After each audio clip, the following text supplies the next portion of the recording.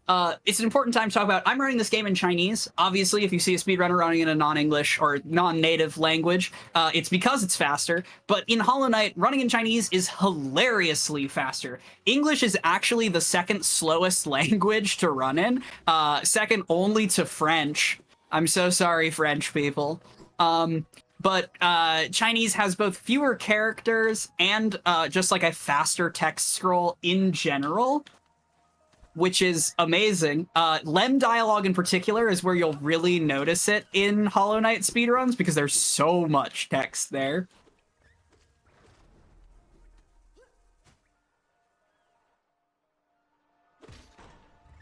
So now, of course, we have gone to a new area, so we do have to get the map for that area.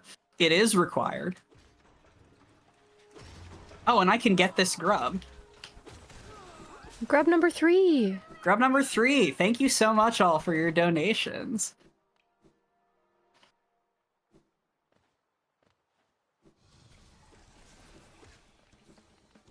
So we got this little mini arena. And then we're not actually going to enter Soul Sanctum properly. Above me right here is the Soul Sanctum. That's what that text says. We're going to leave the Soul Sanctum right away because we've got a couple other things to get in the guide. And one of them is the map, Quack. The speedrun impulse to leave Cornifer behind is just truly so strong. Now, one thing to talk about, and the way this IGN guide is just beautiful and perfect, is there's certain things in this game that hard save the knight's position. Obviously, I've used saves and quits to like warp back to my most recent bench a number of times in this run already. It is the fastest form of travel. However,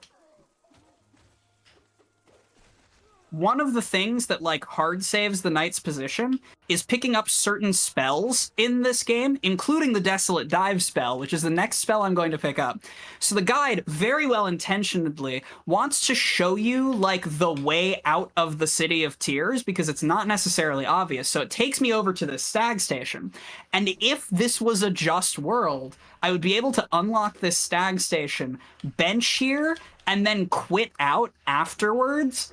But because the game hard saves you when you pick up dive, I'm going to have to walk back towards Soul Sanctum, pick up dive, and then walk out of Soul Sanctum back to the stag in order to leave.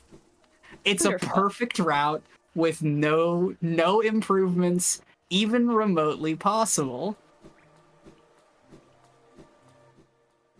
Optimal gameplay. Optimal gameplay. Do we have time for an update? By all means. We have 2 donations here. One of them is $5 from MRock that has no comment, but it did go towards keeping Beast in the Keep Garl versus Keep Beast bid war. And we also have $5 from Marcy, who says, I think chat should know how impressive it was that Quack learned Chinese specifically to read the Chinese IGN guide to learn this run with. Smile. And That's really good. that also went towards keeping Beast.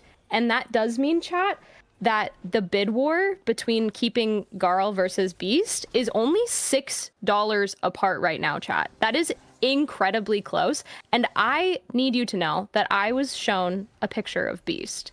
And Beast kind of has little guy energy, chat. Oh, but Garl is best boy. No, we're doing discourse now, Grace. I'm sorry. I need my Garl heads in the chat. Beast has little guy energy, and if anyone knows anything about me, I like little guys, and so I'm kind of leaning towards Beast, gamers. So if you want to get Beast in the lead, get your donations in now! ! Donate. Make sure to select that bid war with whatever your choice may be. So yeah, while we were vibing about my Chinese literacy that I definitely possess, no one DM me. That was Soul Sanctum. Soul Sanctum is famous for being just like brutal because it's got those teleporting enemies that can just like teleport into your flight path. That was actually a decent Soul Sanctum. Got a little bit trolled. I'm gonna try to do an early control on this boss.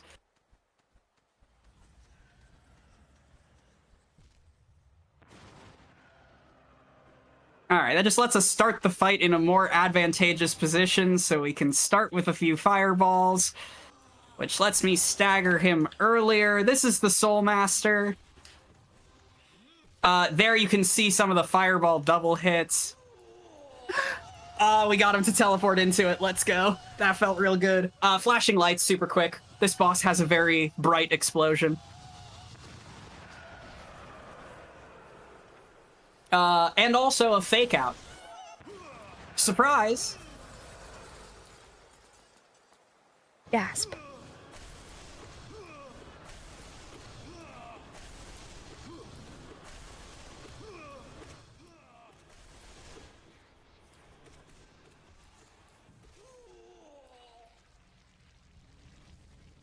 And that's Soul Master. GG. I actually feel so good about the complete YOLO fireball there. That's the best I've felt in a speedrun in a minute. We like understated that, but I never get that lucky with where Soul Master teleports. So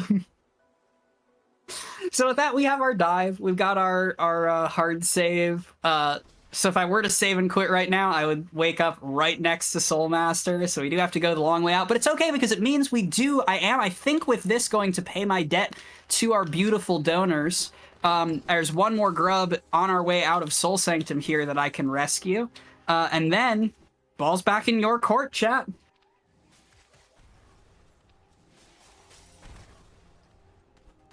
Yep, after this next grub, we will be caught up on grubs. So if we want Quack to be getting even more grubs, get your donations in. There's our next grub. That was a trick called fake dive. Basically, you're supposed to go through the floors that you Desolate dive through. Desolate dive lets you break floors, by the way. You're supposed to go through the floors that you dive through, but you can set the knight up in a position on the very edge of a dive floor, and you'll still break the floor, and the knight won't go through, which we do to save having to loop through that room twice in order to free the grub.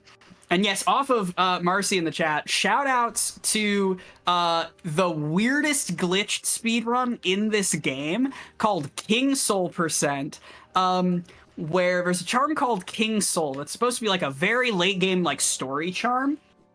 But if you clip into phase 2 of Soul Master and beat it without... Which way do I want this elevator? I think I want it down. If you clip into phase 2 of Soul Master and beat it without entering phase 1, the game just doesn't know what to give you for completing the fight. And so it gives you half of the King Soul. And so there's a ridiculous glitched run that instead of like doing the story, it doesn't exist as a glitchless category because it's basically just like most of a true ending run if you were to do it NMG. But with major glitches, you can get the like weirdest no source requirement King Soul. Why am I even going this way? We did the shortcut.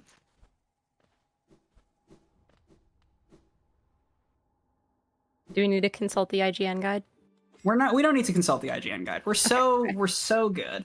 I'm gonna leave Shaman on, actually. So we're going back to Dirtmouth super quick. Because we need the Lumafly Lantern. The Lumafly Lantern is an item that lets the knight see in dark rooms. Dark rooms are the bane of my existence as a speedrunner, but they are doable without actually having the lantern. Every single dark room, you can just memorize where you need to go. Dark rooms are brutal for a number of reasons, though. Obviously, it's dark. You need to memorize what's up. There are often enemies. There are always, like, spikes.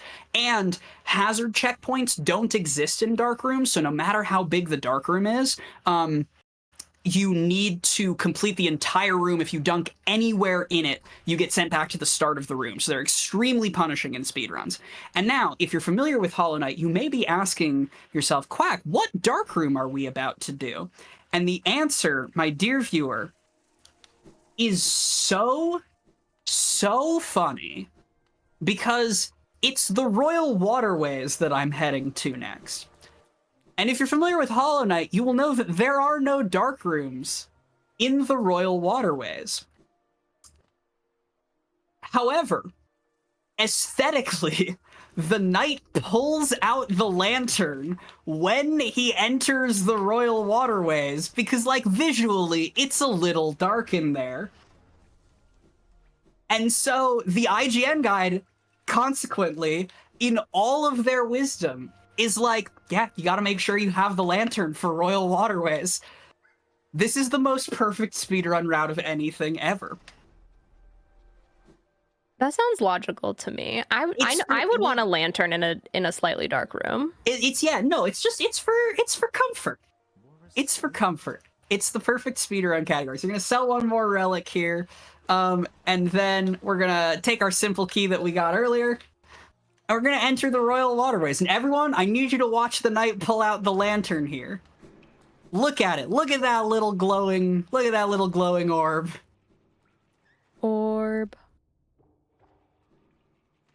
Oh, don't be blocking my way there. This is also another consequence of the game being really, really committed to you exploring the area and like getting the maps for every region that you're in, because the Waterways map, which of course I am now going to get, is all the way on the left side of the Royal Waterways. And we gotta get the map, because we gotta get the map, because we gotta get the map. However, the next thing, and only other thing that I'm going to be getting in the Royal Waterways, is on the far right side of Royal Waterways. So we just, like, go all the way, detour all the way over here, do this horrible combat arena with these enemies called Whormps that hate me and everything I stand for, to pick up a map and then bounce. We'll see Whormps again. Speaking of orbs. Is that Whormps spelled WHURMPS? Because that's how my brain wants to spell it. The H comes first, even sillier. Oh, lovely. It is Whormp. HWURMP. What a good word. That's so good. That's so good. And it's also a verb in the speedrunning community. Getting whormped is a thing that can happen. Actually, there are multiple ways to get whormped, because there's a crowd control thing that can literally turn you into a whormp, but also I have a chance of getting whormped a little bit later in the run.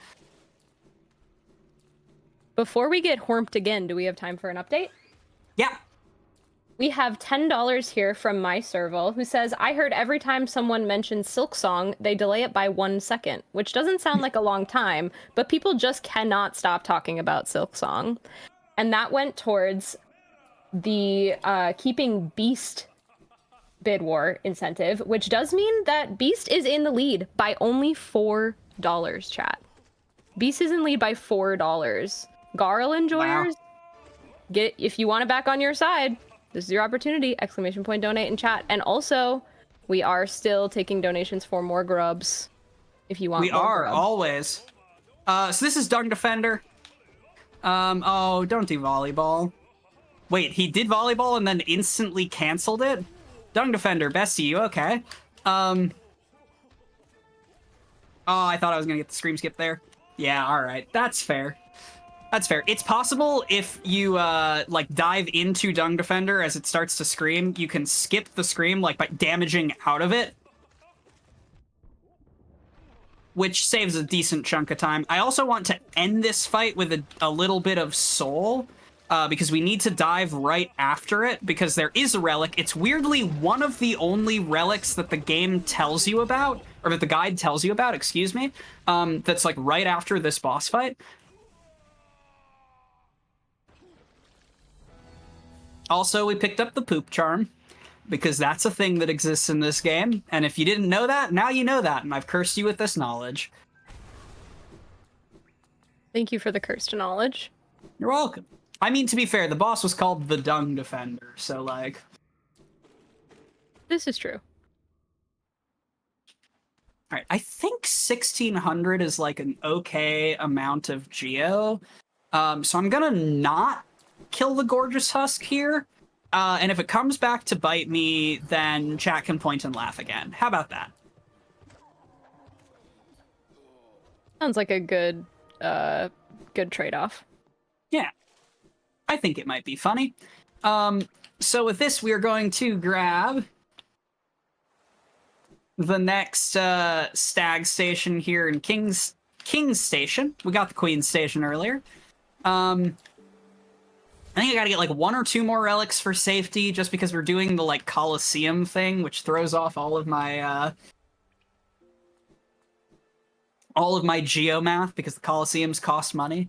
But now we're going to go and actually engage with the story of this game. Hey, did you remember that we're playing a video game with a plot? Because I sure didn't. I've just been out here following what IGN tells me to do. So the plot of this game, actually, is that... Where am I going? The plot of this game is that the world is infected. And in order to free it of the infection, we need to go and collect 3 dreamers. We need to absorb 3 dreamers to be able to open the Black Egg Temple at the center of the world and, you know, fix the problems. Basically. There's a lot more lore. It's delivered in that vaguely Souls-likey way. There's several YouTubers who have made careers out of, like, explaining it to you. You'll find your way there. But in order to actually start the plot of this game, what, now 45 minutes in? We're going to be picking up an item called the Dream Nail. Dream Nail is what lets us do 100% of the story of this game, and this is my favorite dialogue box in the game, in just a second here, so that we read this pedestal or whatever, and then this notification that's going to pop up on my screen in a second here. That one right there. That also never shows up in any other Hollow Knight speedrun, because that's the notification that pops up to tell you that the locations of the dreamers have been added to your map. That's why we get the map, so we know where the dreamers are. So yeah, now we know where to go for the plot. And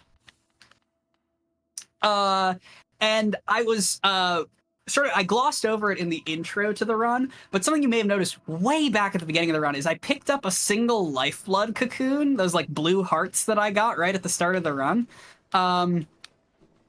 The guide has a habit of, like, for certain types of collectibles, just telling you to get like the first one that it makes logical sense to acquire. And then sort of assuming that you'll, then sort of assuming that you'll know what to look for at that point. But like, okay, video game. We do not like dream plats today, so I'm gonna take it a little bit easy. Which I say because now that we've picked up the Dream Nail, the game is going to tell me to use the Dream Nail on a tree in the next room to collect a currency essentially called Essence. Essence is used for the true ending speedrun and the true ending of the game, but it's never going to come up again in this speedrun, literally at all. This is the only Essence I'm going to be grabbing, but please enjoy this Whispering Root ASMR. And while I clear out this Whispering Roots, I just have to walk around picking up these orbs. Grace, if you got any more messages, now is a great time. Yes, I want to let chat know that we are getting even closer to that milestone incentive. We are now only $71 away from meeting the milestone for Sea of Stars tomorrow. And if that does get met, Kassayev will show off the first boss fight in NG+, New Game Plus, defeating it while the party is still all kids, which I think would be really, really cool to see. So chat, we're only $71 away. Keep getting those donations in, ! Donate. And it all goes towards our dear friend LinearC. Amazing. Thank you so much. I almost flipped that lever. Flipping that lever actually unlocks the stag station, which I'm not allowed to do yet. I almost went out of order. Heaven forbid. Oh no. But it's okay. We got to get the bench because we got to dive our way down into the catacombs here because we got to pick up weirdly a like very useful charm that unfortunately I just like don't have the notches to equip. But if you're familiar with some of the like longer speedruns of the game, it comes up a lot in those. There's a charm called the Soul Eater that massively increases the amount of soul that the knight gets on nail slashing. It's very cool. Like, this guide is such a frustrating mix of like, hey, pick up this Whispering Root and get every map, and also like, here are some very useful charms that people might not know about, which I think is hysterical. Something else that's important about the resting grounds, it's a bit of a unique area. You can see that this card on my left here. That card is telling me that, oh no, I missed Cornifer, so I can't actually buy a map from him. So every area, Cornifer has a trigger that will make him leave the area. Usually when you've completed like the major story beat of that area. Resting Grounds is somewhat unique in that getting the Dream Nail is that story beat, so Cornifer is never found in the Resting Grounds. But the guide still doesn't want me to miss the map, so we gotta go back up to the shop on Dirtmouth and immediately buy the Resting Grounds map, which is just so important. Because we have to have a map of all of the places, including a place we're never going to visit again. I can't believe that Cornifer lost the plot. Right? Does Cornifer is gay? No, canonically he's married to a Zelda. However... Cornifer may have lost the plot, but we have not lost the plot because we have the maps. We have the maps and we now know where those dreamers are. Exactly. And maybe in the next 100 years or so, we'll actually acquire one. But first, we got our next major ability. We are going to stop for a second here to say hi to my favorite NPC. Everyone say hi to Mila. Hi, Mila. You can't do anything important with Mila right now, only talk to her. Maybe we'll come back later. We'll have to see what IGN says. IGN doesn't know about the best speedrun category, which is, of course, Mila%. If you know, you know. I'm going to be going for a trick here that I shouldn't be going for with how I've been playing so far tonight, but we're going to give Pogaxe an attempt. Pogaxe is a very simple trick. You pogo an axe. Oh, and you're going to troll me. Oh, you're going to super troll me.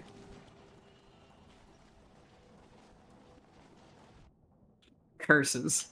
Yeah, I probably shouldn't have gone for Pogaxe. That's fine. You can pogo the axe and skip going around the left side of this room. It saves like 6 seconds.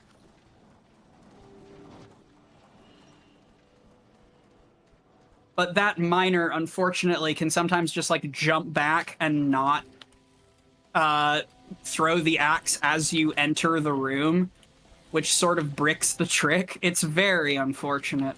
But as our consolation, we have a map. You can never have too many maps. I am also... I think this is the last relic I'm gonna grab.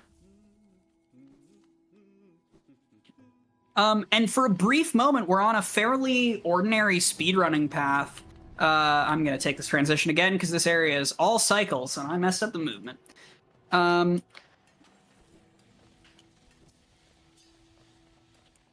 on a fairly ordinary speedrunning path. Crystal Peak, like I said, is just like all cycles all the time. You got these laser bugs and a lot of things that move around on cycles, as well as platforms that invert to a spike side when you step on them. So we're gonna do a little like platforming gauntlet in a room here that seems scary, but actually after I do some setup at the start of the room is entirely consistent because it's cycle locked. Oops, all cycles. Yeah, I'm gonna go ahead and do the damageless setup since I do need to proceed in the area after getting the Crystal Heart. Shoutouts to the most important trick in all of Hollow Knight speedrunning. We got it. That's underplat. You go under the platform. It's the moral victory in every Hollow Knight speedrun. Woo underplat. Woo! And as we pick up the Crystal Heart, just so I can know where I'm at in terms of pace, Grace, what's the time on the timer right now? Time on the timer right now is currently at just about an hour. Perfect. How are we doing on day? I think we've earned ourselves one more grub. Yay, grubs! I love grubs. I also love grubs. So we've got a little bit more movement. We're gonna be on our way. Oh, I shouldn't have done that grub because we got a free grub coming up right here. That's fine. You got an extra grub out of me, chat. I hope you're happy. But so this coming up here, now that we have taken our lantern to the harrowing Royal Waterways with its 0 dark rooms, I thankfully have the lantern here for this actual dark room, which is good because I never learned the most optimal movement for this room in the dark.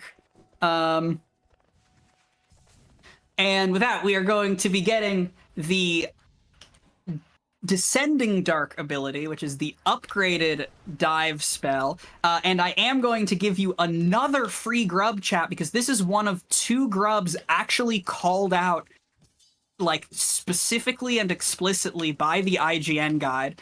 I guess because it's, like, maybe missable and, like, this is a hard area to go back to. I cannot speculate at the logic.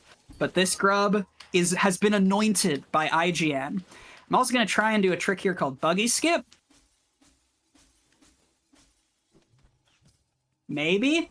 Nice. Okay.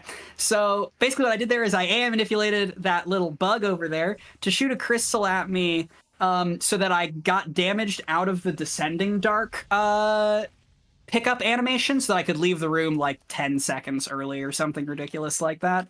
And now we're going to backtrack a little bit. We are once again in the territory of something literally no other speedrun category does, and for good reason. We have one more bit of business in the Crystal Peak that we have to get right now that requires us to do that dark room in reverse, which no other speedrun does because this makes no sense. But we're going to get the Deep Focus charm. What Deep Focus does is it slows down the speed of your heal, but it makes it so that you heal 2 masks instead of 1 when you do. Deep Focus, along with another charm that you can buy in a shop called Quick Focus, are like very common casual charms, because again, most casuals use their soul to heal. But Deep Focus is like aggressively bad. The delay on your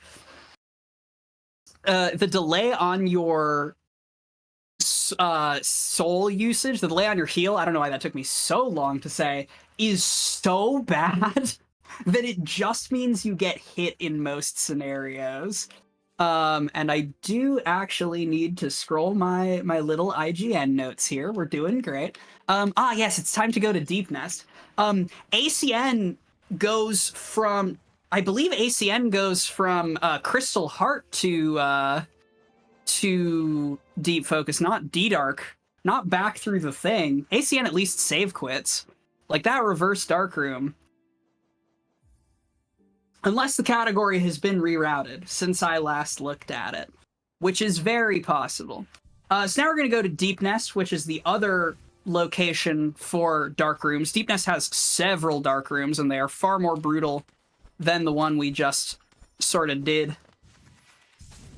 And Deep Nest is also where we'll be collecting our first Dreamer.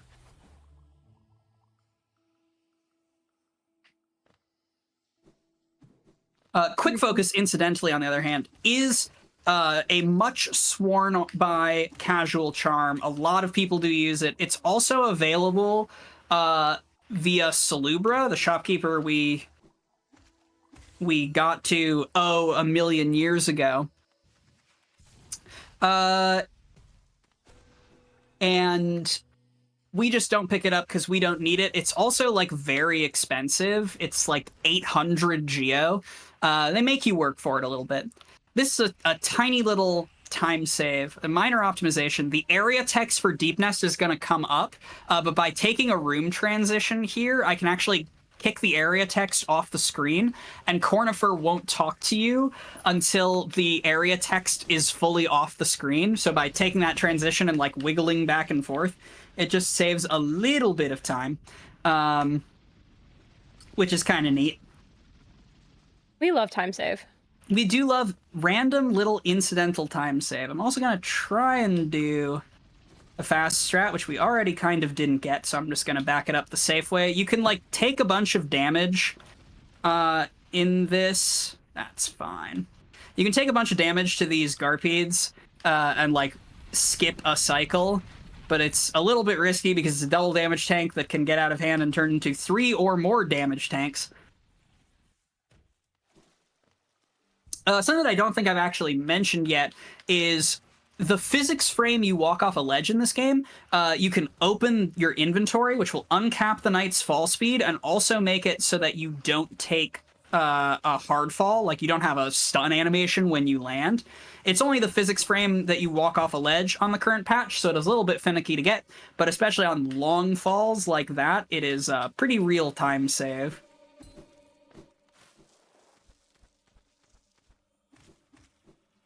No, don't go that way. Chat, we're getting all this time save right now, but I do want to remind you that we can still make Quack get time loss and get more grubs.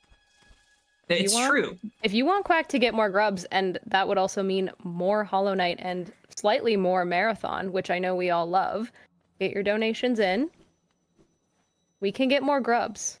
Yeah, I will say there's one very important grub that is coming up in just a second, that is like the definitive do you save or do you abandon the grub? Hello.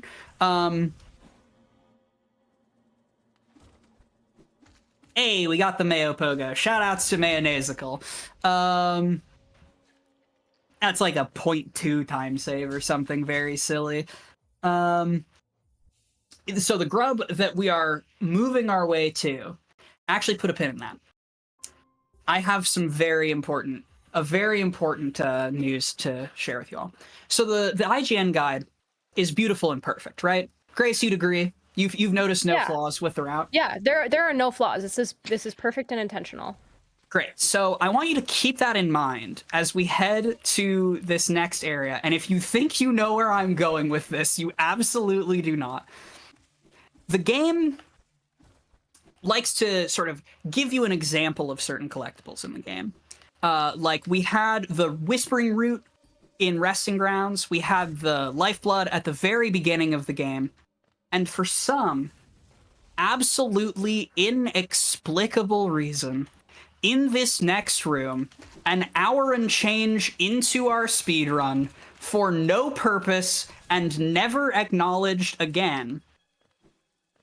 Hey chat, can I offer you a delicious egg in this trying time? Egg. So there's a set of collectibles in this game called Rancid Eggs, whose only purpose is as a safety for if you die. There's an NPC that you can talk to in Dirtmouth, who if you give them a Rancid Egg will summon your shade back to you, so you don't have to go like looking for it in the overworld. Which like means it would make sense as like an early game thing. There are far earlier Rancid Eggs that we could have grabbed, but no. Just one unacknowledged random Rancid Egg in Deep Nest, and we will never speak of this again, chat. But I hope you enjoyed my egg.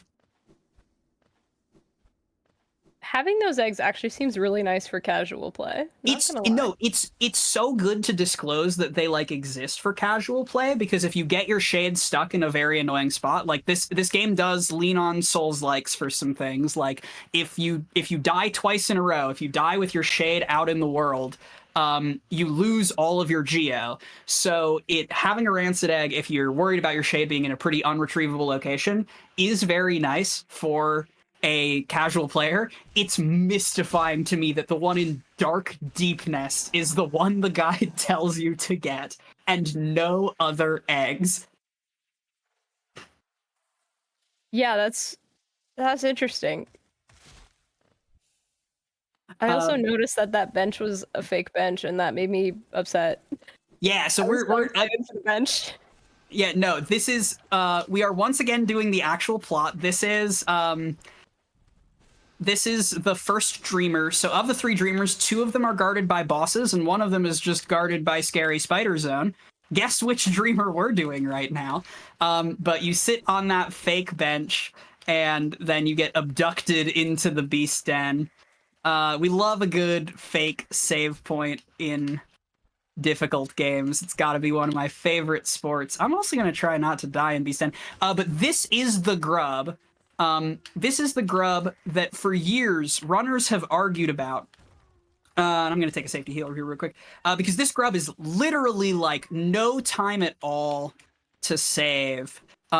But it is like, people have argued that it's like a frame, or oh, you can mess up your inputs and take additional time. That, I don't know what I was doing there. But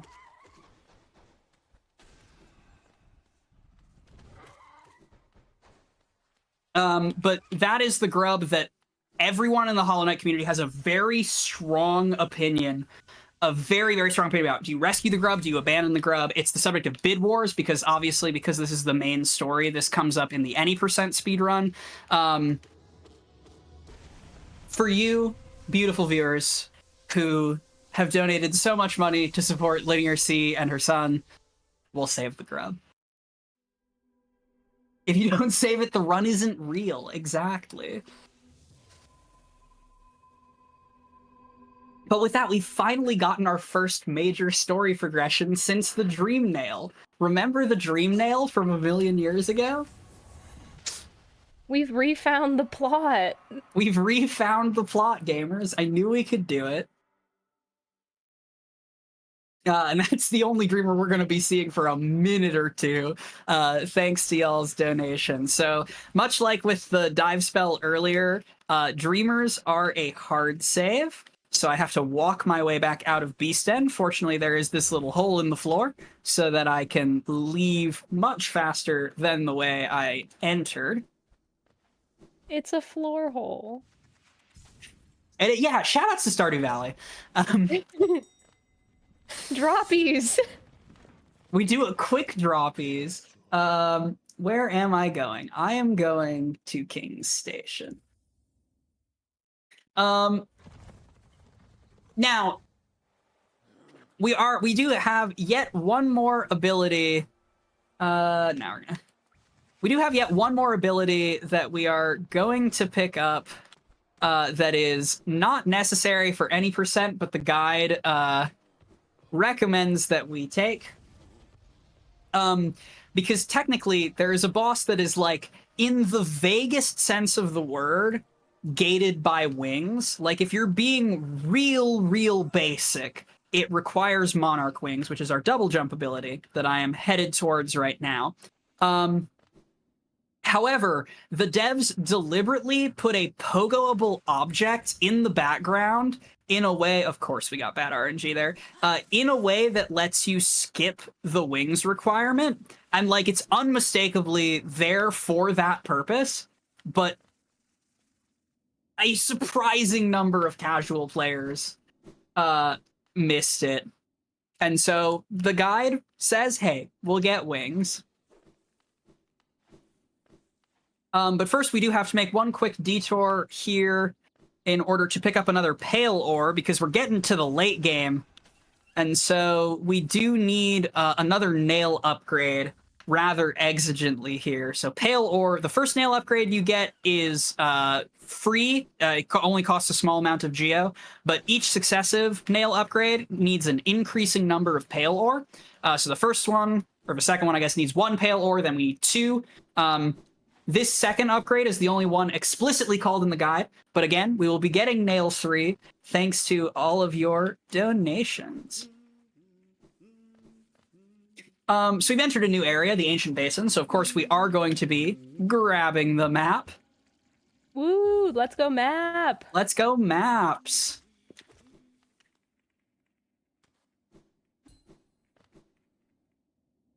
And then we are immediately going to be grabbing this toll bench for a little bit later because it's a convenient save point to have.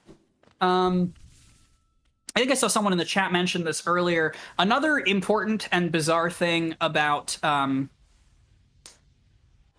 GG and Rancid Eggs is that you need a simple key, like another simple key, in order to unlock access to the NPC that will, like, summon your shade back, which, like, technically there is one in Sly's shop, so it's not that, like, we just, like, have nowhere to go. But the way the guide is set up, you get one simple key, and then you don't actually get another. Damn, didn't get lucky. But don't worry, gamers, because we are picking up this simple key, because the guide told me to, and then never using it. I think we're not, it's not the last time that it's like, oh yep, look at this collectible that we're never using again. But we're almost done. We're almost done, I promise. And I'm getting trolled by these Maulers today. But this is the most important tech in the run, so I'm going to focus up for a second.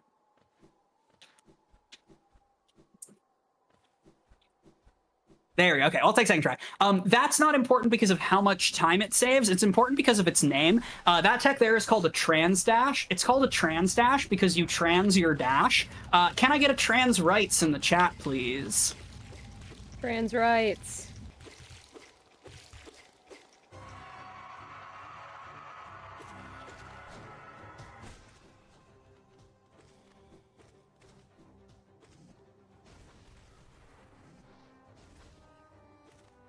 So this is our next boss, the Broken Vessel. Broken Vessel, very conveniently for us, does this nice little attack where he sits perfectly still and headbangs a lot, during which the Broken Vessel can't stagger, so you can just pile on like 1,000,000 points of damage that can't really be interrupted, especially because Descending Dark gives you iframes. If you're a Hollow Knight person and you have the copy pasta, tastefully, this is someone else's chat, but why are you dying to video game bosses? Just use Descending Dark. Descending Dark gives you iframes, etc., etc. I would love to see this copy pasta. It's very important. It's one of the all-time copy pastas, in my opinion, because the dive spells give you an absurd number of iframes, which is very convenient for doing damage.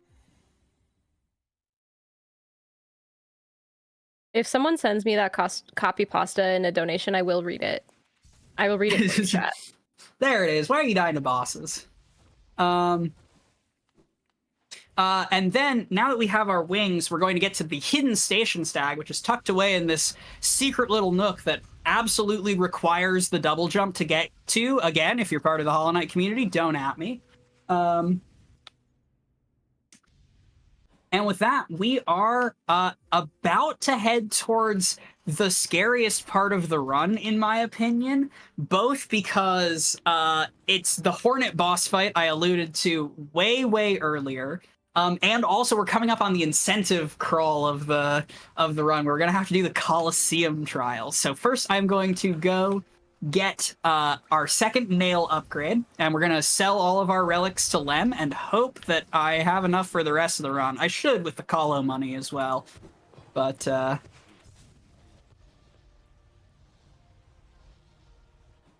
we will see. This game is just, it's so beautifully drawn.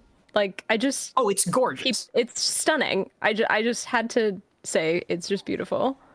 Yeah, no, like, we have all clowned a fair bit collectively waiting for Silksong, but this is one of my favorite games of all time. It's absolutely breathtaking. The devs truly outdid themselves in just about every way. I cannot recommend highly enough that you play this game, and whenever the sequel drops, it will be my personality for a very long time.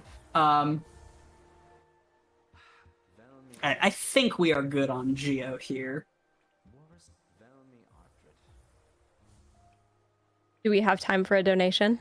We sure do. We have $5 from Mel1997, who says, "Why are you dying to bosses? You should just be using Descending Dark. Descending Dark gives you iframes, which stop you taking damage.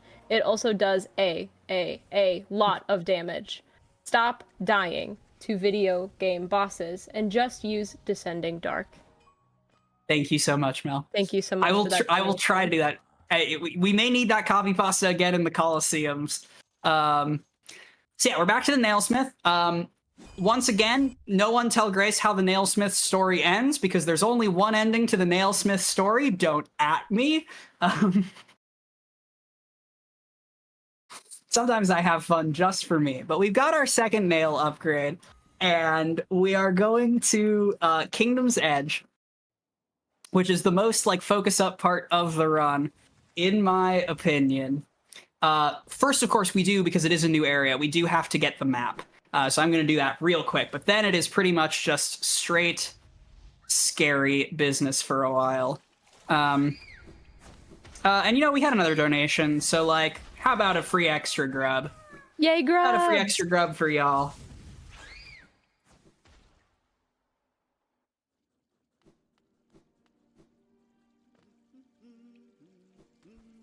Once again, I'm gonna wait for the area text here. I think it is faster to once again like backtrack for the area text, but if you miss it, you can just like fall a while in Kingdom's Edge, and it's bad. So I'm not gonna do it. There is actually a rather persnickety skip here that I am going to try a couple of times.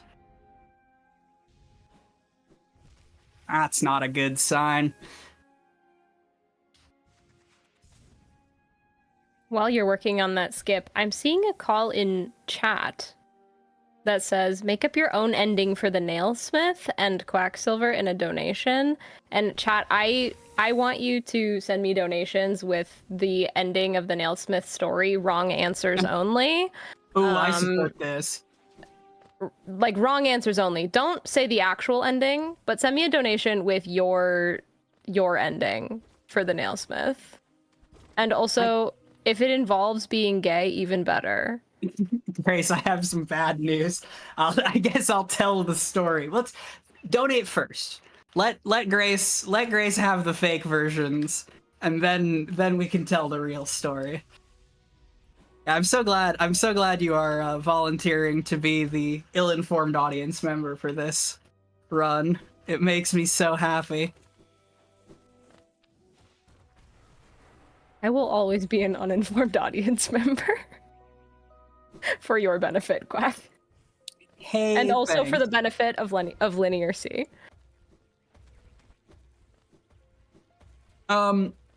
So speaking of useless upgrades, this one's not actually useless for a reason we'll get into later. But there are 3 nail arts in the game. There's Cyclone Slash, Great Slash, and Dash Slash. We're picking up Dash Slash here. Dash Slash is the only nail art of the 3 that the guide explicitly calls out. It's the only one that costs money. It costs a lot of money, 800 geo, and it is also the least useful of the 3 nail arts. It's a real perfect conflux of like, just bad times. We are still going to be using it because nail arts still do have a multiplier over your base nail damage, and since I don't have great spells right now, that is still useful. But I don't know, Dash Slash. Maybe the IGN guide was a memer and knew about Dash Slash memes. Dash Slash is such a tongue twister. Yes, it is. So this is going to be the scariest fight of the run, potentially except the final boss of a late Coliseum trial. So I am going to focus up, but first I do want to show one of my favorite glitches in Hollow Knight, which is by crystal dashing into this cutscene. The knight is now T-posing on Hornet. Until we use a spell or take damage, I'm never going to break this animation. So we're going to play deliberately suboptimally until we get hit to only use nail slashes, because it's so funny to T-pose on Hornet. Okay, there it is. We'll do the real fight now. You're telling me you were playing suboptimally in this incredibly optimal, totally correct way to play Hollow Knight speedrun? I know, I took voluntary time loss in a fiercely optimized speedrun. Can't believe you would do this to us. Okay, Hornet. Alright, cool. She was almost dead. Having Dale 2 makes that fight a lot less scary, but the speed with which Hornet chains attacks, as well as the parries, can make that fight get a little bit rough real quick, especially since I don't have an upgraded Fireball. But we now have the King's Brand. The King's Brand is required for the true ending of the game, but it is not required for any percent. We are getting any percent today. We will not be getting the true ending, but we got the King's Brand. It'll come up again a little bit later, but now, thanks to all of your donations, it is time for our incentive optional trek. So let's talk about the Colosseums. At this point, the game is like, hey, just so you know, at this point, like, you're basically in the end game. You just have a couple bosses left. If you want, you can sort of do a run across the map, and get the third nail upgrade, which requires doing the Coliseum of Fools. This loadout for the Coliseum of Fools is one of the most scuffed loadouts any speedrun would do for the Coliseum of Fools, because we don't have an upgraded fireball. The Coliseum of Fools is like a set of combat arenas chained together. There are 3 trials. We have to do 2 of them in order to get a pale ore. It's a set of chained together trials, and all of the flying enemies, most of the flying enemies in the Coliseum trials have 40 HP, like in between 20 and 40 HP, such that a Vengeful Spirit won't kill them, but the upgraded Vengeful Spirit, the Shade Soul, would kill them. So I am going to be at the mercy of every single flying enemy in the Colos. And also, having Nail 2 and VS means that I have literally no muscle memory for these Coliseums whatsoever, because this is unlike literally every other speedrun category of Hollow Knight. I don't want to curse myself too preemptively, but when I was practicing for this run today, guess where I died and took 5 minutes of time loss? If you guessed at the very end of Coliseum 2, that would be right. So I'm going to lock in for a little bit. Grace, you have free reign to do some messages, chat with people, get people to tell you Nailsmith stories, whatever makes you feel good. I'm going to try to not die to oblevels here. Perfect. While Quack is big focusing, I want to remind everyone that you are watching Lifeline for Linear, which is a mutual aid marathon raising money for fellow speedrunner LinearC, who recently became a single mother and has accrued a lot of unexpected debt. In response, her friends and community have come together to present 5 days of amazing speedruns in her support. If you want to help Linear directly, you can donate using !donate in the chat. And I also would like to remind you that we have that milestone incentive that we are working towards to get to $3,333. We are $3,267 out of that. We're getting so close, chat. I still believe that we can get there before the end of this run. We're only $71 away.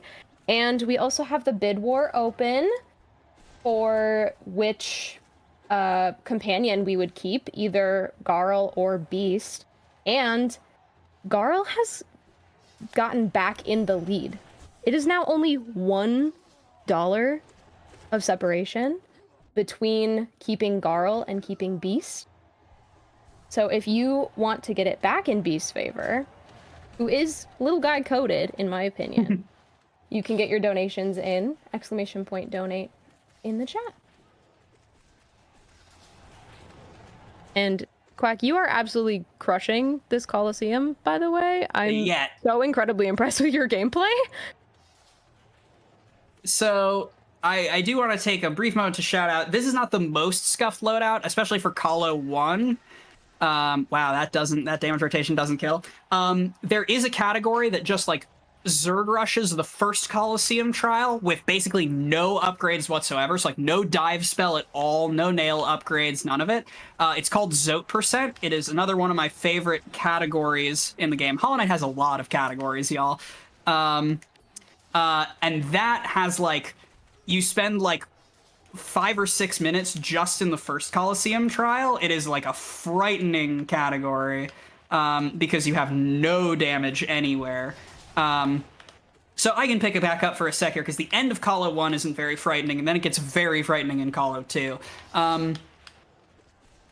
So here, especially with these these armored balders, battle balders, someone has the canon name. You can see how useful the fireball double hit is, even though I'm not doing as much damage as I would like to. I'm also trying to like kill as many enemies dishonorably as possible. I pushed some waves of enemies into spikes. I'm trying to kill these gruzzers with each other's explosions, but I have to be careful because if the explosions hit me, I take double damage. And the boss of this Coliseum is 2 Gruz Mothers. I love the name Gruz Mothers. That was pretty chill. I shouldn't have healed there. We get a free heal at the end of this. That was Coliseum 1. That was pretty good. Coliseum 2 is much scarier, and I'm actually going to pick up this money and then quit out because the game does hard save you when you enter Coliseum to the bench inside the Coliseum. And by picking up that charm notch, I now have the ability to equip an additional charm on top of Shaman Stone. So I'm going to go ahead and take this opportunity to equip Spell Twister. So in addition to my spells doing more damage now, they also cost less soul to use, so I can chain them more frequently. And I'm looking for truly any advantage I can get in the second Coliseum trial. This is also why I said that Dash Slash is not 100% useless, because even though it is very difficult to use properly against tiny flying enemies, the extended hitbox of Dash Slash is actually useful enough to like make some damage breakpoints against some of the enemies here. So we're gonna see how this goes. Colo 2 also introduces us to a bunch more new enemies, which have about 1 billion health.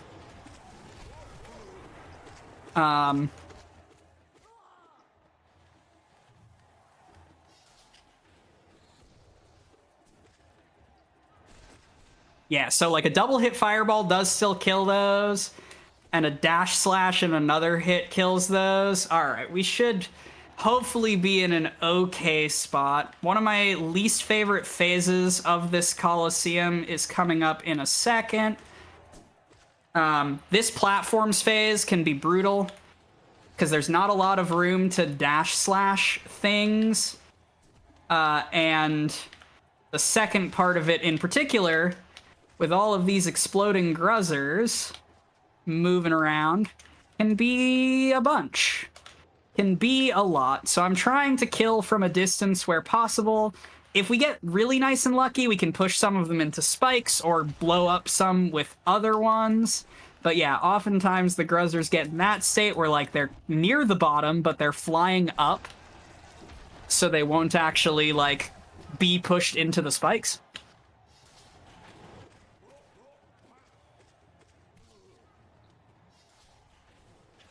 No fear. No fear. No fear. You can slash those, but they also deal contact damage, and their explosions deal double damage. It's a very minor optimization, but I love it. It's a good time. This is a little bit more chill. Hoppers are not super threatening, although there are a lot I say and immediately take damage. Cool. Very cool, Quack.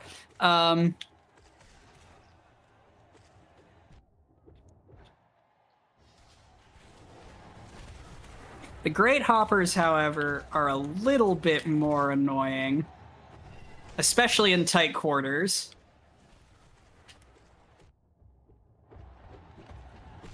All right.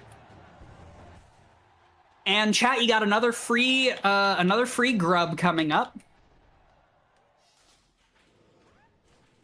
Yay, grubs. Grace, I'm so glad you're an audience surrogate. Welcome to Grub Mimics. That was the one Grub Mimic we'll see this run. The fact that the Coliseum audience laughs at you while the Mimic spawns is beautiful. It's beautiful and perfect. It's me. I'm who they're laughing at. I'm sorry. I hate to do it to you, but everyone gets got. You join a long and honored tradition. It's okay. It's a canon event.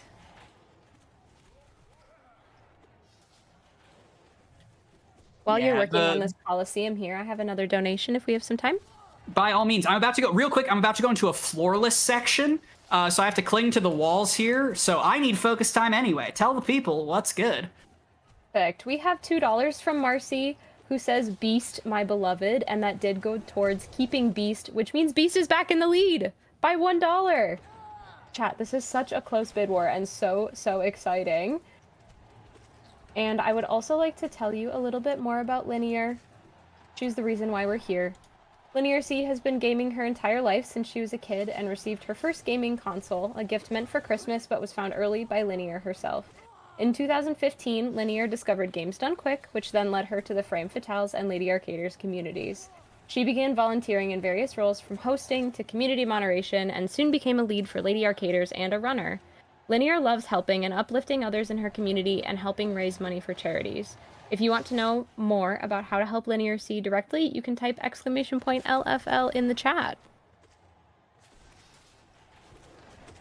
Linear is such a pure soul, and it's so cool that all of you are here with your extreme generosity to help her and her son out. It truly warms my heart, and we are all grateful for you. All right, this is getting away from me a little bit. So the boss at the end of this, these waves, is a little bit of a bullet hell, and unquestionably the scariest part of this incentive and the run as a whole. So I'm going to make sure that I am at full health for it, because 5 HP on the oblobbles is no joke. I am going to need, after this wave of 4 enemies, I'm going to need some serious focus time, because if I die, I have to restart Colo 2.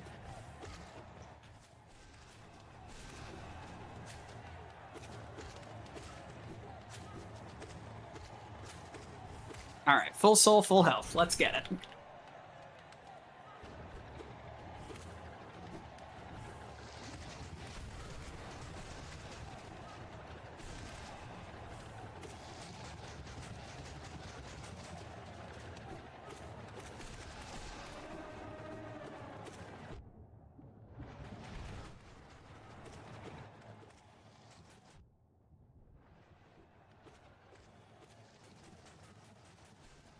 Okay. Was scared of that a little bit. GG's. That murked me in practice. That loadout is not my favorite thing. Usually you have Shade Soul or even Abyss Streak, which is a spell we're not even gonna really engage with in this, and the oblobbles like sort of crumble to dust instantly. Very glad we got out of that one, okay. And the best part of this is that's not even all of the incentive, like, detour that we have to do. Again, objectively, this is way scarier than anything that this preparation is preparing for. But we do have one more detour to make, because we actually need 2 pale ore in order to upgrade our nail the additional time.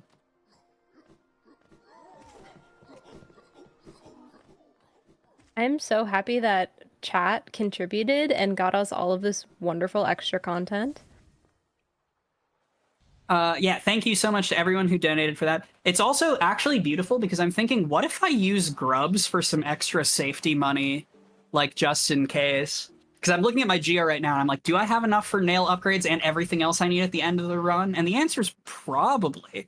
But what if we actually visited the Grub Father? Could be fun and flirty. So we got a little skip coming up here. We need to get back into Crystal Peak because the next pale ore that I need in order to upgrade to Nail 3 is at the very, very top of Crystal Peak. And obviously we couldn't have gone there before because the guide didn't know about it then. So we skip this elevator. We're sort of entering Upper Crystal Peak from behind by crystal dashing across all of Dirtmouth. It's a very cool skip. And now we're back in Crystal Peak. And we're going to go all the way up to Hallownest's Crown in order to pick up our remaining pale ore. There are a total of 6 pale ore in the overworld.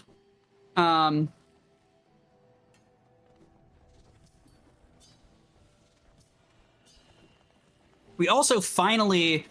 so technically, this item that I just picked up, the Elegant Key, is never called out in the guide. However, the item that is gated by that key is called out in the guide explicitly, and so we're just picking it up now. Technically, I could have picked it up on the first pass through Crystal Peak, because I did literally walk right past it. However, it felt better to like honor the incentive, and if we wound up not hitting the incentive, I was going to get it much later. Oh, come back down here.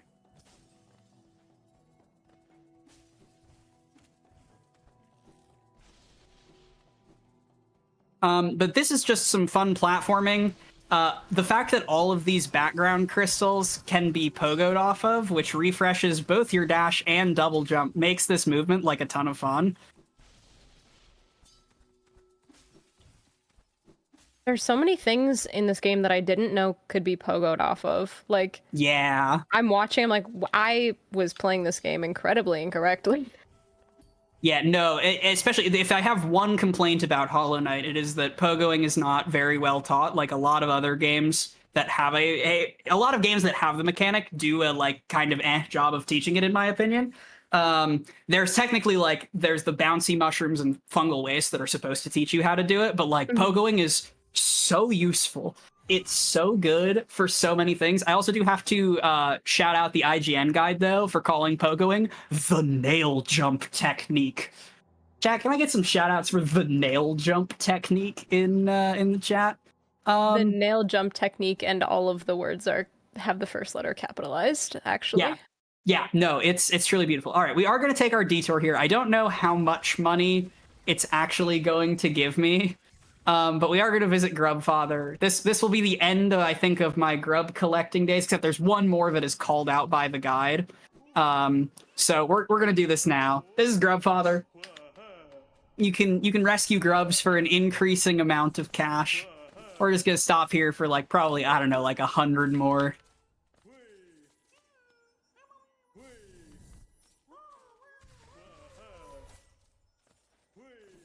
Chat, your donations for grubs helped Quack get more safety within the run. We're going to wind up way over, but that right there, that's all your donations. They went through Tiltify and into the video game.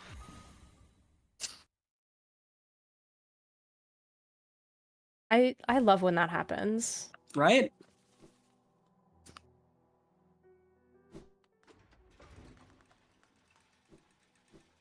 All right, but we should probably resume the plot. And by that, I mean do just a bunch more things. So we got the King's Brand a while back, which, as I mentioned, is a part of the true ending, not required for any percent.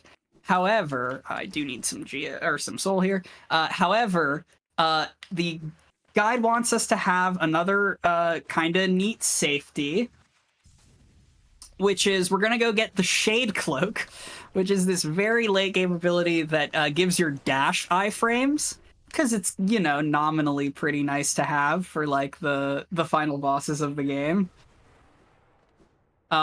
Unfortunately, the Shade Cloak is a hard save, so we have to go all the way into this new area called the Abyss. It doesn't have a map, or else we'd be getting the Abyss map. If you go all the way to the very bottom corner of the Abyss and then walk all the way back out of the Abyss. And these enemies are called siblings for reasons that we simply don't have time to explain right now. But they are quite annoying and do deal double damage to the knight, so that is a little bit irritating. They look like the shades when you die. They do. I think the guide says that literally. Wow, that was not intentional. I need you to know I was not aware that the guide says that. These enemies look suspiciously like the shades you drop when you die. No, that's very good. So here is the Shade Cloak. I've technically already just picked up the Shade Cloak. There's a very long cutscene that plays when you enter that pool of void. But we can save quit, and it even saves time RTA to quit out, and voila, I have the Shade Cloak. So we do have to walk all the way back out of the Abyss. There's no way I need this relic, but we picked it up because it was there and shiny. I do have to walk all the way back out of the Abyss. However, this is actually many Hollow Knight speedrunners' sort of favorite movement. There is actually an individual level speedrun just for climbing up out of the Abyss because it's some very precise platforming. I am extremely not the person to watch for like very, very frame tight movement in this game. I want to shout out briefly Insomnia May, who was originally supposed to be my race partner when I first ran this back in Multithon Rivals. We missed each other then, but she is an avowed and killer IL movement runner. And if you have the chance to check out her Abyss Climb ILs, they are beautiful, but I am going to try my best to do like an okay facsimile. I didn't get the triple pogo. That's fine. I went for it. I felt good about going for it. While you're working on this climb, we have a donation. Yeah.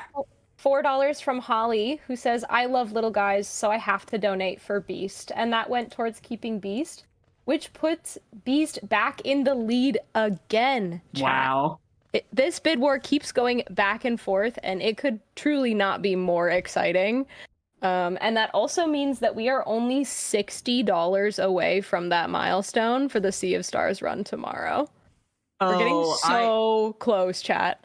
I feel like we can get there before the end of the run. I got 2 more bosses. I got a difficult skip, a visit with my wife, 1 more upgrade, and then 2 bosses plus the final boss. So like a little bit of time. Not a whole lot though, but I know we can raise $60 in the time. No sweat. If everyone in chat currently donates $1 to LinearC, we will surpass that milestone. That's only $1, chat. If everyone here donates $1, we can get there. All right, so this is not necessarily like the most difficult skip in Hollow Knight. Some would argue that it's not particularly close. It is a skip that I uniquely seem to be allergic to. Basically, this spike tunnel here. Never mind, we got it in 1. Of course. That spike tunnel there, you're not supposed to be able to, like, fit in between it. You're supposed to be in the room on the other side so that you can C-dash across it, but we don't even have to worry. We're just gonna game out of our gourds. So basically we're going entirely the wrong way, like, through the exit to get Ismasteer, the acid swim ability. We just, like, completely skipped, like, several combat arenas and a whole bunch of stuff. I was expecting to have to vamp for, like, a couple minutes on that. Let's go. That was huge gaming. I have seen people trying to practice that particular trick. That was so impressive. Yeah, no, and like I said, that's typically something I'm allergic to. And our reward for getting Ismasteer is, this grub that is, again, the only other grub that the guide explicitly calls out. That's like, hey, there's this grub behind Ismasteer. Why is that the one the guide explicitly calls out? Your guess is as good as mine. And so actually, Grace, how are we doing on, what's our time? Can I get a time check real quick before I... Yeah, we are at 1 hour and 49 minutes right now. Cool. We're gonna go for this. It probably won't be the difference maker on the estimate.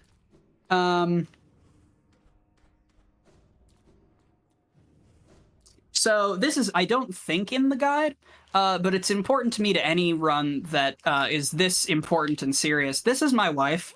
Her name is Eternal Emilicia. Her backstory is that she's locked herself in her home in order to outlast the fall of civilization, and she looks like that, and her laugh cured me. Of what? Don't ask. Anyway, we move on from here to collecting some of our final items. We're finally going to get the upgraded fireball, which we, like, any reasonable speedrun of this game would have had it like an hour ago. But we're finally allowed to get it just in time for the final story bosses. So that background object that I pogoed there is what enables you to skip wings in order to access this area, but we have the wings anyway, so...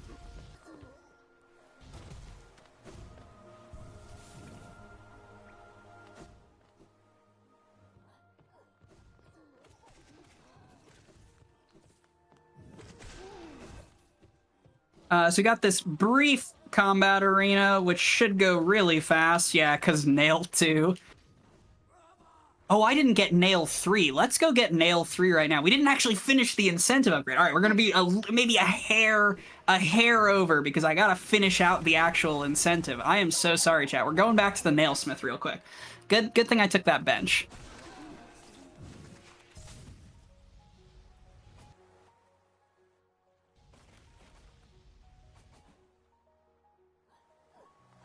Let's go get that nail 3. Yeah, while we go, we're just gonna mash through some menus and then quit back out. So, Grace, if you got any more messages, now's a good chance before we start boss rushing a little bit. Of course. I would like to tell everyone a little bit about why we're here and some single mother statistics. According to the US Census Bureau, out of about 10 million single-parent families with children under the age of 18, more than 70% were headed by single mothers. A third reported experiencing financial hardship. Single mothers earn income that place them well below married couples in the income ladder. The median income for families led by a single mother in 2023 was significantly lower than the median for married couples. We're here speedrunning and raising money to help Linear make ends meet, and you can help by typing !donate in the chat. Thank you so much for that. Yeah, and I have been thrilled to see that grubs are a good motivator, as they always are, but truly to see everyone coming together and raising money for such a fantastic cause. Mutual aid is near and dear to my heart, and thank you. Thank you from the bottom of my heart. We crack a lot of jokes here, but and with that, we're gonna, so we got one more like spell upgrade to grab, which has a little mini boss to fight, and then it's just like boss rush to the end. So we are getting there. Unfortunately, because the boss rush includes picking up dreamers, there are a number of hard saves that I just have to sort of walk around. But we're in the end game now. Did I don't think I got the elegant key. Yeah, no, I still have shopkeeper's key. Whoopsie. Oop. I got distracted by the nail thing. So basically, the key that I picked up in Crystal Peak is supposed to get you a key so that you can actually unlock this door. The first order key does not get you the door. God, I love the quill animation so much. So we have to go actually buy that key. I was wondering why my geo count was so high. So we're gonna quickly pretend you saw nothing.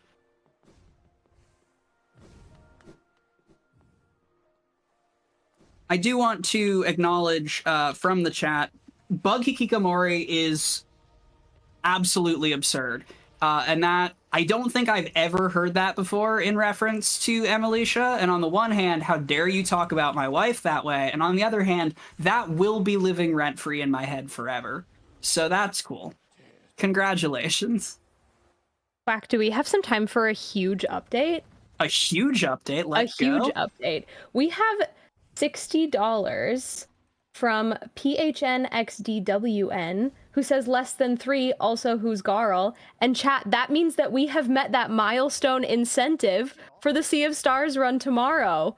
Incredible. So Kassiev will be showing off that first boss fight in NG+, defeating it while the party is still all kids. Thank you so much for all of your incredible generosity to help get that milestone met before the day is even over.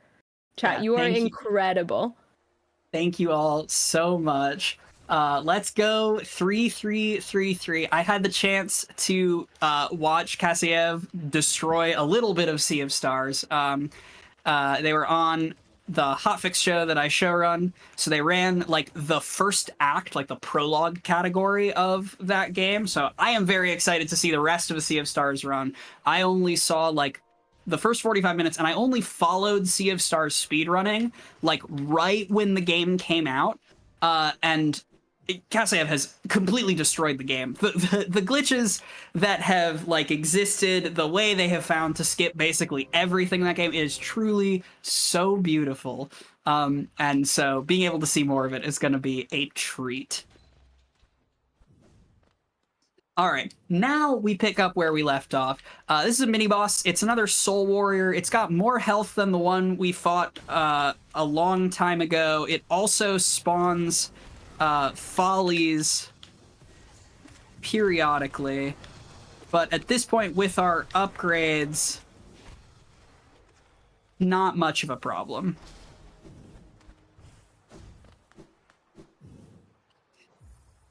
And with this, we finally have the upgraded fireball.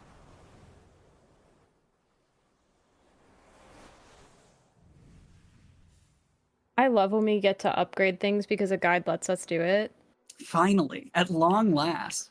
Thankfully, this spell is not a hard save, so I can just quit right back to where I was.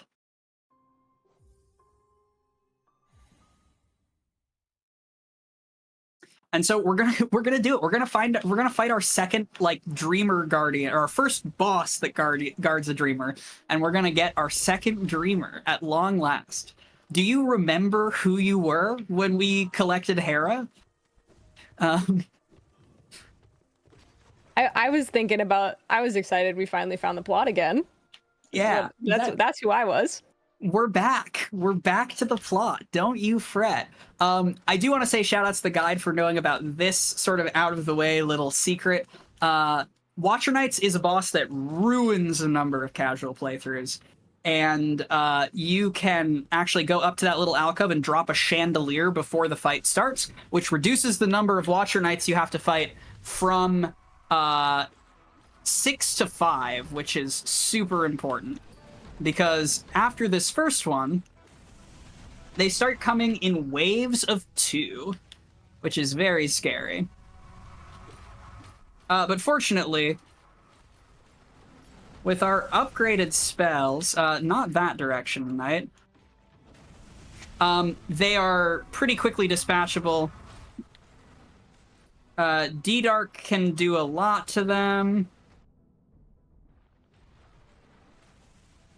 Alright. What you really don't want is to be out of soul. Of course, it was one hit. What you really don't want is to be out of soul when they're doing the roll attack, because they're impervious to your nail while they're rolling or bouncing, but spells can still hit them. Another reason that spells are very good. That was an alright Watcher Knights. For the amount of upgrades we had, could have gone a little faster, but I will take that and roll with it. Pun mildly intended. I'm a sucker for a good pun.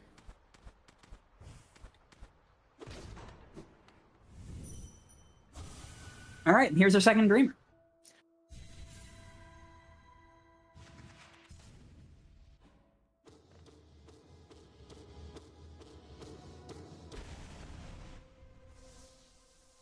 $2025? More like 2020 finding the plot. Yeah. No, we can work with this for sure. Sure. We can workshop that one. Oh, this is good. All right, we got one more boss before the final boss, but we have on our way to that boss. You're never gonna believe this, Grace. The next boss is in an area that we haven't been to yet. So do you know what we have to do first? Do we get to get another map? 1,000,000 points. Wow, I can't believe I missed Gamer Drop 3 times. I'm not a gamer tonight. I'm so sorry, y'all. We have one final map to collect. A map that is so comically out of the way. For, like, no reason. It's set up... I can't even explain why it is set up this way. I get that the Fog Canyon, which is the area that we are headed to, is like a very late game area, but I feel like that means you want the map to be like really readily accessible in that case, rather than being like cataclysmically out of the way. I'm not sure. Oh, except actually I have Shade Cloak. Wait, hang on. Live reroute incoming. I didn't realize we have Shade Cloak. We can go from Queens. We don't have to go down and then take the long detour. Wait, let's go, gamers. I just saved, like, a couple of seconds. Let's go. Popping off. I get so excited every time I hear his little hums when you get close to the map area. It's like an instant serotonin boost. It is very cute. Yeah. No, the game is just designed so well. The sound and visual design, it's good. Hey chat, play Hollow Knight. It's a good video game. It's worth your time.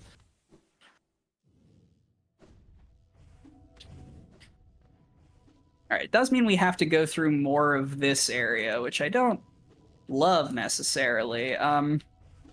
The thing about the big jellyfish is that when you kill them, their cores fly out and try to explode at you.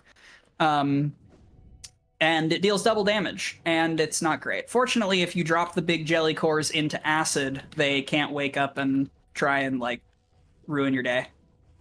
If not friend, why friend shaped? I know. Unfortunately, this game is anti-jellyfish propaganda. You'll see more in a second, but that's the Shade Gate that we can go through because we have Shade Cloak in this any percent run for reasons. And that actually puts us right next to Cornifer, so you don't have to go a long way and then backtrack. It's actually time save for the any percent to do all of what we did to get the Shade Cloak. It's true. So to save a few seconds. Exactly. Don't look up the any percent speedrun times. 2 hours is competitive. Yeah. Trust me. Based on my knowledge, this could be world record. I mean, don't listen to me. We could be on world record pace for IGN percent with the very specific constraints of not following any of the optional notes except for the one that we got the incentive for. This is IGN percent unrestricted. IGN percent as Quack intended it. Yeah. All right. So Umu, despite being a fantastic name that I did almost name my cat, except for the fact that I am dating an endlessly patient person who did not want our cat to be named Umu, is the worst boss in any video game ever, because Umu is totally invulnerable until Quirrell comes to, like, remove its invincibility shield, and it's an incredibly RNG fight, and it can troll you based on your frame rate. So we've got an average Umu RNG so far, and then hopefully I am going to set up a quick kill so we only have to go through one phase of this. We'll see if I get it. That's not a good sign. Yeah, no. All right, one more. So Umu can randomly go for a short attack or a long attack. There's a little bit of math that governs whether... I didn't even get the dream nail. Governs whether or not you get a short or a long attack. It won't repeat too many of the same kind. That was about average RNG for the 2 cycle. If you get really trolled, Umu can sometimes give you an extra attack, so a 4th attack on phase 1 or a 3rd attack on phase 2, just because Umu hates you. At top level, this just bricks a speedrun, and there's nothing you can do about it. No one likes Umu, but again, it would have been such a good name for a cat. Chat will back me up on this.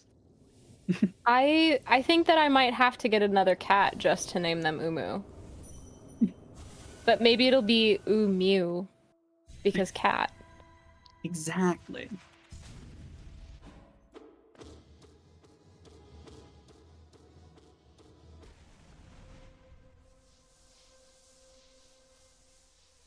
All right, but with that is our final Dreamer. And we're just getting any percent, so we are marching right on down to the Black Egg Temple and ending this run. We've come a long way together, and I also know that we have had a long day of Lifeline for Linear, so while I do this walk back from the hard save, I'll give my final shout-outs now, just so that we can drift off to sleep and be ready for the next day of the marathon in a little bit. I've been Quack. You can find me variously on the internet there's like a million things happening that are some really sick fundraising efforts and shows and things. I run a hotfix show called Make Your Own Victory, where people do silly categories kind of like this, but ones that don't beat the game. I want to say thank you to Oz for, and the leads of this marathon more generally. This is the second mutual aid marathon that I've been invited to participate in. I am in a large respect here because a group of people banded together behind my back, led by my lovely partner Soctopus, to raise funds for my legal name change when I was early in my transition. And so mutual aid is extremely important, and especially right now, I feel like it is one of the best things we can be doing to look out for each other as the world sort of crumbles around us. So if you've donated, if you've watched, if you've boosted the stream in any way, thank you from the bottom of my heart for that. Shout outs to the Hollow Knight people that have been lurking around and tolerating my boomer butt for so long. I parted ways with the Hollow Knight community large a little while ago, but like folks that have been here, Mayo, Marcy, the people like Insomnia, like Dragon Nix, who still listen to this crotchety old Hollow Knight boomer play the game, is absolutely beautiful. And so thank you all. And I hope that the rest of this marathon raises so much money. You're doing something very important. And let's go kill the final boss. Actually, let's not go kill the final boss. This is not technically an item. So technically we could skip it. However, the randomizer mod for this game treats it as an item. So I will be picking it up, which is, it's in the game's code as world sense, but, and this is so important, by reading this lore tablet right here, we now have the ability to see our completion percentage. So this run, for as long and winding as it was, only did 48% of the video game. Of the 112% of the video game. There's so much more to explore. I hope you will pick up Hollow Knight if you haven't played it casually, while we're all waiting for Silksong. And this is the Hollow Knight from the hit indie game Hollow Knight. The Hollow Knight? Yeah. You are not the Hollow Knight. You're a legally distinct character called the Knight. This isn't confusing, and every runner is okay with this. But with the upgrades that we have, oh,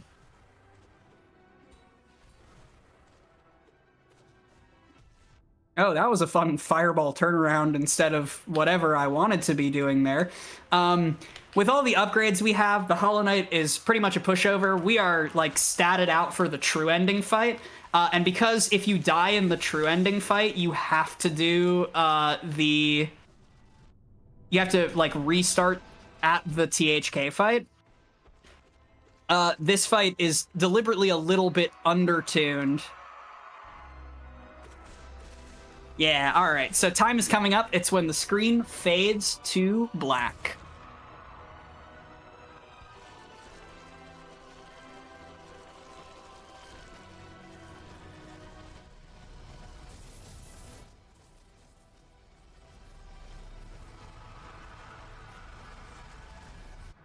Time. GG's. That was an absolutely incredible run, Quack. I hope you took good notes, Grace. I hope you go forth and conquer in your Hollow Knight runs in the future. I've been Quacksilver. Go to bed, everyone. I'll see you right here, bright and early, for Sea of Stars tomorrow morning. Thank you again, Quack. I will definitely be using this totally optimal way to play Hollow Knight for my future Hollow Knight endeavors. And chat, we will be back in just a quick moment for a sign off. See you soon.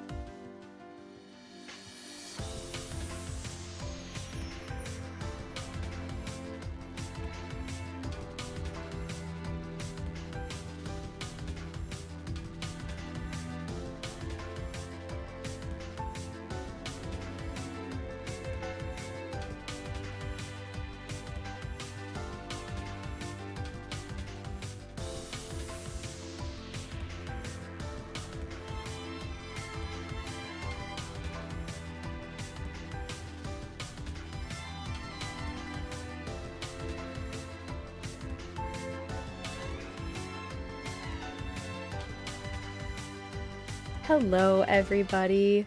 Welcome back.